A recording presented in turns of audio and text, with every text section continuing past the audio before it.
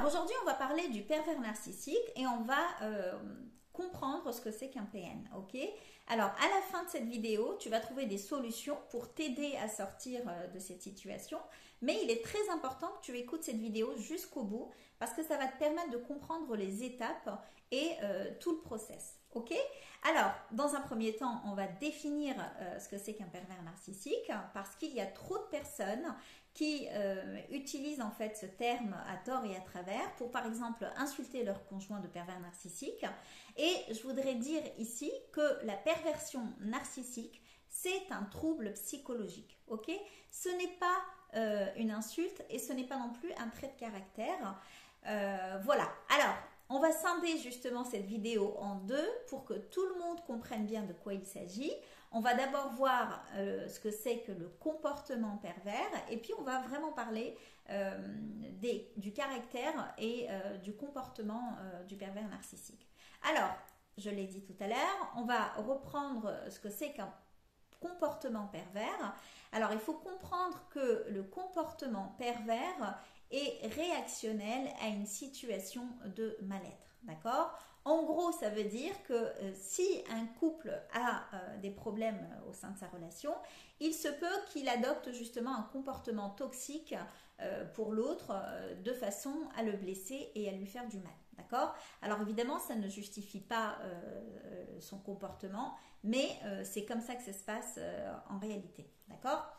Ensuite, on va justement parler du pervers narcissique et de son comportement avec toi. Alors, au début d'une relation, le pervers narcissique, il va vraiment te manipuler, il va influencer tes pensées pour que tu t'accroches à lui, hein, tout simplement. Donc lui, il va t'observer, il va voir ce que tu aimes et ce que tu n'aimes pas, même si toi, tu n'es pas consciente, hein, mais lui, il va le voir parce qu'il t'aura observé au préalable et il va te ramener sur un plateau d'argent tout ce que toi, tu aimes, tout ce qui t'attire, de façon justement à t'accrocher à lui.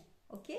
Une fois que tu es en couple avec lui, il va vraiment renforcer son emprise en mettant à jour ou au grand jour, j'ai envie de dire, tes défauts. Alors, s'il estime que tu n'en as pas assez, il peut t'en rajouter d'autres de façon vraiment à te sentir mal et à perdre confiance en toi. D'accord? Il testera aussi progressivement ton amour envers lui parce que lui, il estime que si tu restes avec lui, c'est parce que tu l'aimes. D'accord? Et comme il a un besoin insatiable d'amour de l'autre, eh bien, il va te tester en permanence pour savoir si tu tiens à lui et pour savoir si tu l'aimes. D'accord? Alors, à ce stade, évidemment, la victime est de plus en plus mal et lui, il va vraiment renforcer son emprise en resserrant les mailles encore et toujours parce qu'il a peur de te perdre. Et c'est vraiment ça, hein, il a peur de te perdre. Ça paraît paradoxal, mais lui, il fait tout ça pour que tu lui montres finalement ton amour pour lui. Donc pour lui, c'est comme une preuve d'amour. S'il te fait du mal et que tu restes, c'est que tu l'aimes. Et il va encore continuer et continuer parce que justement, il n'est pas rassasié. D'ailleurs, je ne sais pas si tu l'as déjà vu, mais il suffit que tu lui dises que tu le quittes pour qu'il redevient tout mielleux, tout gentil avec toi, qu'il te dise des beaux mots d'amour, etc. D'accord? Il a aussi un manque d'empathie de l'autre qui est très important et qu'on voit vraiment beaucoup. Et donc, il ne considère pas l'autre. Hein, il ne fait pas partie, l'autre ne fait pas partie de la boucle pour lui. C'est d'abord lui et c'est pour ça qu'on dit qu'il est narcissique. Hein. C'est d'abord sa petite personne et rien d'autre. Alors, maintenant qu'on a vu ces quelques points, comment tu vas faire toi pour t'en sortir de tout ça? La solution, c'est vraiment pour éviter tous les conflits, il ne faut pas le confronter. Il ne faut pas lui dire, voilà, je sais que tu es comme ça, je sais que tu m'as fait ça, et tu m'as dit ça, etc., etc. Ou moi, je t'ai dit ça, et j'ai dit ça, et j'avais raison la dernière fois. Ça ne sert à rien, d'accord? Il faut vraiment suivre son comportement et te dire que, voilà, lui, il sait des choses, mais qu'il ne te montre pas. Donc, toi, à ton tour, tu sauras des choses sur son caractère, sur sa personnalité, mais que tu ne vas pas lui divulguer. Hein. Tu ne vas pas lui dire, tu le laisses comme ça sans savoir vraiment ce que tu penses de lui et ce que tu as dans la tête. En revanche, si tu as besoin de te défouler vraiment et de sortir tout ce mal-être que tu as en toi, tu peux par exemple prendre une photo de lui, la scotcher au mur et lui dire tout simplement tout ce que tu penses de lui. Si c'est pas suffisant, tu peux aussi l'écrire sur des feuilles, voilà, tu m'as fait ça, ou j'ai ressenti ça, ou tu m'as dit ça, etc., etc. Une fois que tu as fini, que c'est sorti, eh bien tu brûles ce document parce qu'il n'est pas question qu'il le voit, rappelons-le. C'est vraiment pour toi, pour te soulager toi, mais ça ne sert à rien qu'il ne comprenne que tu as noté telle ou telle chose sur son trait de caractère, ce n'est pas utile. Et enfin, le dernier point qui est extrêmement important, c'est de le considérer comme quelqu'un de malade.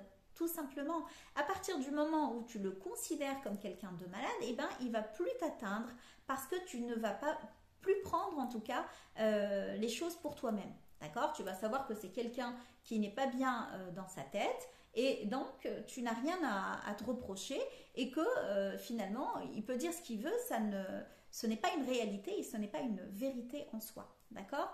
Je me rappelle aussi d'une personne que j'avais accompagnée et qui me disait qu'elle faisait vraiment la différence justement entre un caractère pervers et une personne pervers narcissique parce que son conjoint qui était pervers narcissique, lui, elle me disait qu'il avait vraiment un comportement bizarre. D'accord? Il avait parfois une conduite dangereuse, il pouvait aussi avoir des moments d'absence. Donc ça aussi, c'est vraiment un signe et un signal pour toi que la personne, évidemment, souffre de troubles psychologiques. Voilà. Alors pourquoi je fais cette vidéo? Eh bien parce qu'il y a trop de personnes qui m'appellent en me disant j'ai compris que mon conjoint était un pervers narcissique et qu'il fallait absolument le quitter. Donc je l'ai quitté, j'ai quitté mon domicile conjugal.